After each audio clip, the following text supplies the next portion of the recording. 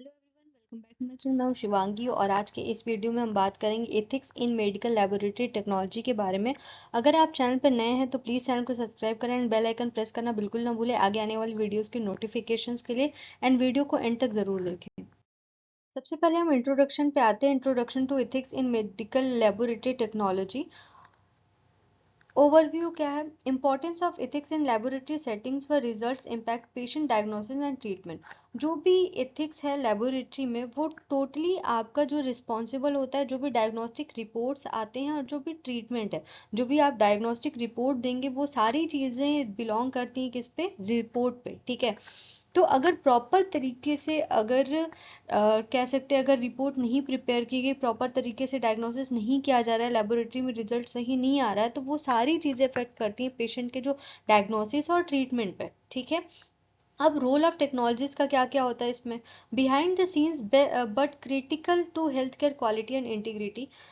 जो रोल है टेक्नोलॉजिस्ट का वो बहुत ही ज़्यादा इंपॉर्टेंट है। ये बिहाइंड द सीन होता है, डॉक्टर्स और जो आपके नर्सेज है वो आपके फ्रंट में रहते हैं, बट बैक में जो वर्क करता है वो होते हैं लैब टेक्नोलॉजिस्ट। ठीक है। आप लेबोरेटरी में जो भी टेस्ट रिजल्ट्स देंगे वो ही आगे जो भी पेशेंट की ट्रीटमेंट होगी उसके लिए बहुत ही ज़्यादा इंपॉर्टेंट है। वही आगे चल करके पेशेंट के ट्रीटमेंट के लिए एक कह सकते हैं कि बेसलाइन रेडी करता है। ठीक है। तो जो डायग्नोस्टिक अगर प्रॉपर तरीके से नहीं हुआ, ठीक, तो वो आगे चल करके प्रॉब्लम क्रिएट कर सकता है पेशेंट के लिए भी, और ये आपका लीगल मैटर्स भी हो सकता है। ठीक है। तो इसीलिए डायग्नोस्टिक्स लेवल पे भी इथिक्स का उतना ही इम्पोर्टेंट है जितना कि हॉस्पिटल में नर्सेस के लिए, डॉक्टर्स के लिए है। ठीक है। तो लैब टेक्नोलॉजिस्ट के लिए भी इथिक्स का ही उतना इम्पोर्टेंस है जितना कि बाकी के लिए। इसके कुछ कुछ प्रिंसिपल हैं। ठीक है। सबसे पहला प्रिंसिपल आता है कॉन्फिडेंशियलिटी। ठीक है। कोई भी रिपोर्ट आ रही, कोई भी रिजल्ट आ रहा है, उसका जो सबसे पहला आपको रिजल्ट पता है, ठीक, उसका रिजल्ट आपको ऑलरेडी पता है, लेकिन मेन चीज़ क्या है? कॉन्फिडेंशियलिटी, पेशेंट की प्राइवेसी मेंटेन करना और जो भी उसका रिजल्ट है उसकी कॉन्फिडेंशियलिटी मेंटेन करना, ये लैब टेक्नोलॉजिस्ट का एक इम्पॉर्टेंट काम है। ठीक है। सबसे पहले डिफिनेशन पे आते हैं, protecting patient privacy and data security. जो भी पेशेंट का डेटा है, जो भी पेशेंट की कह सकते हैं कि सिक्योरिटी है, वो सारी चीज़ें क्या है? प्रोटेक्ट करना कॉन्फिडेंशियलिटी कहलाता है। ठीक है। अब ऐसा नहीं कर सकते कि हाँ भाई सामने वाले से दुश्मनी है, आपको पता चलेगा कि हाँ वो HIV पॉजिटिव है, HBV पॉजिटिव है, आप जा करके सब जगह बता रहे हो कि अरे फलानवा का लड़का के जो भी कह सकते हैं। ठीक है। तो वो सारी चीज़ें नहीं है। मेडिकल में एक सबसे इम्पोर्टेंट चीज़ है प्राइवेसी, पेशेंट और कॉन्फिडेंशियलिटी। ये होना बहुत ही ज़्यादा इंपॉर्टेंट है, चाहे वो आप लैब टेक्नीशियन हो या फिर MBBS हो या फिर कोई भी मेडिकल फील्ड की कोई भी वर्कर हो। एप्लीकेशंस, कॉन्फिडेंशियलिटी के एप्लीकेशंस क्या क्या है आपके? फॉलो प्रोटोकॉल्स लाइक HIPAA यानी HIPAA। Only share result with authorised person. जो भी रिजल्ट है आप सिर्फ ऑथराइज्ड पर्सन को ही आप दे सकते हैं। ठीक है। जो भी प्रोटोकॉल्स हैं HIPAA के, उसको फॉलो करना है। इंपॉर्टेंस क्या है? Maintain trust and respect patient rights. Patient की जो राइट है वो मेंटेन करती है, साथ ही साथ एक ट्रस्ट बिल्डअप करता है, जो कि बहुत ही ज़्यादा इंपॉर्टेंट है। नेक्स्ट प्रिंसिपल है हमारा accuracy and quality assurance. Accuracy is most important in medical laboratory, क्योंकि वही बेस लाइन है जो भी ट्रीटमेंट हो रहा है पेशेंट का उसके लिए।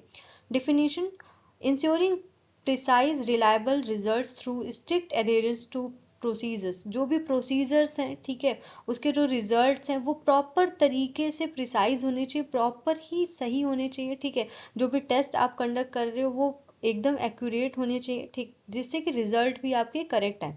क्वालिटी एश्योरेंस प्रोग्राम, साथ ही साथ में जो भी इंटरनल और एक्सटर्नल क्वालिटी चेक्स हैं वो भी करना बहुत ही ज़्यादा इंपॉर्टेंट है। उसके लिए क्वालिटी कंट्रोल के बहुत सारे प्रोग्राम्स होते हैं, नए नए अपडेट आते रहते हैं, वो सारी चीज़ें आपके जानना ज़रूरी है।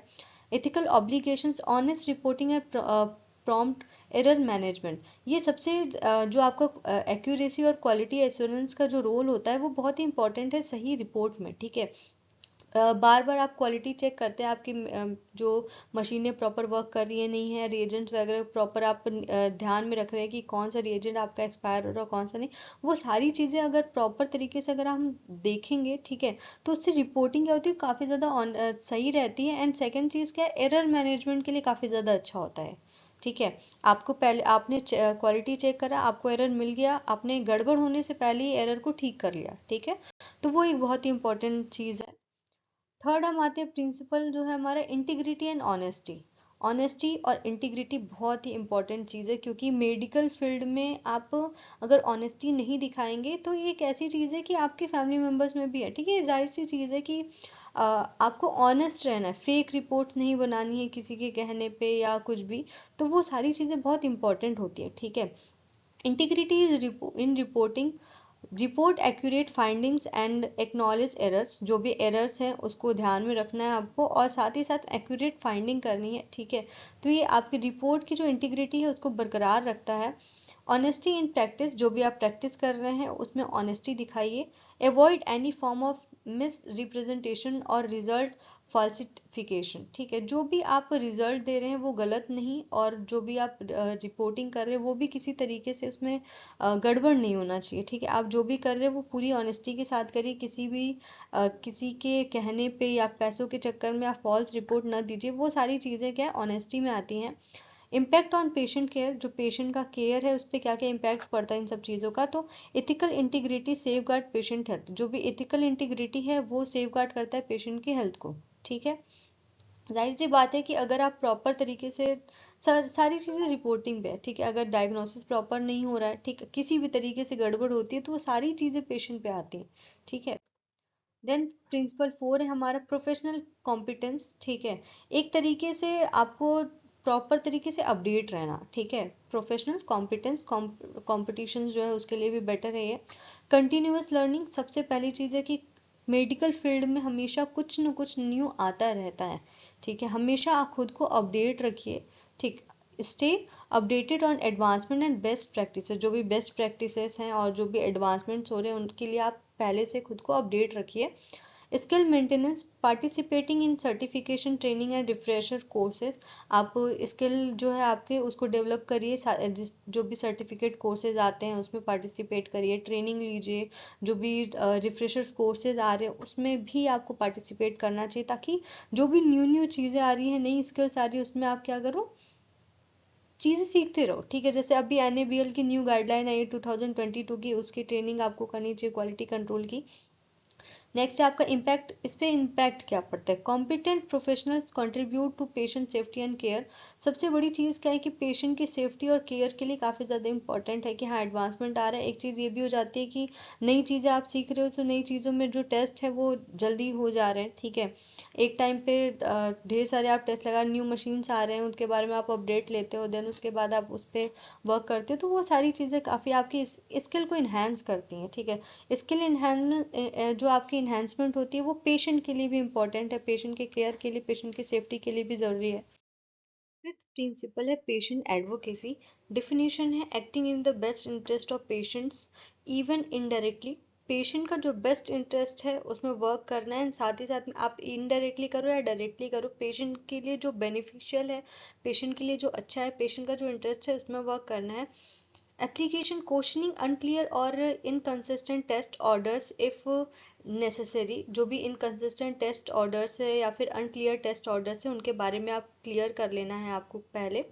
Goals supporting accurate diagnosis and appropriate patient care, patient जो बेसिकली क्या कह सकते हैं, मेनली जो भी आपका एक्यूरेट डायग्नोसिस है और जो अप्रोप्रिएट पेशेंट केयर है उसके लिए आपका क्या मेन इसका गोल क्या होता है, patient care and accurate diagnosis.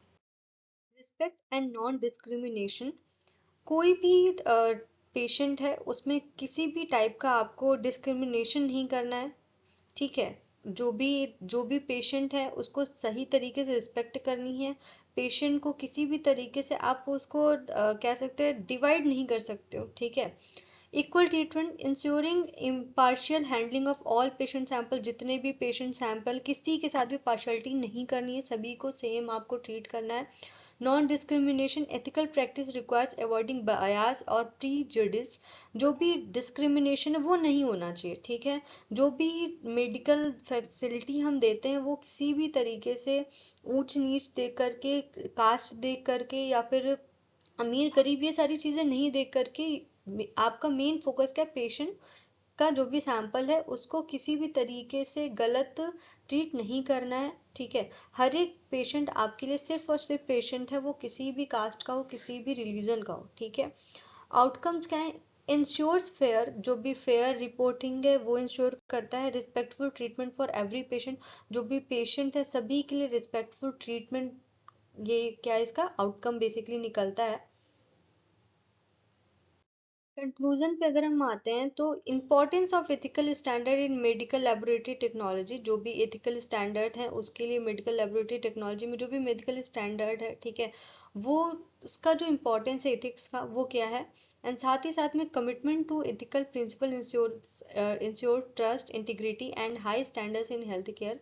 जो भी एथिकल प्रिंसिपल के अकॉर्डिंग अगर आप वर्क करते हो तो वो ट्रस्ट आपका बिल्ड करता है, integrity and high standard maintain करता है हेल्थ केयर में। ये सारी चीज़ें ही इम्पोर्टेंट है। एथिक्स के जितने भी प्रिंसिपल हम लोगों ने पढ़े हैं, आगे जो भी आप मेडिकल लैबोरेटरी में वर्क करने जा रहे हो, ये एथिक्स का फॉलो करना एक बहुत ही इम्पोर्टेंट चीज़ है, क्योंकि यही इंश्योर करता है पेशेंट के बेस्ट इंटरेस्ट के लिए और पेशेंट की सेफ्टी के लिए भी।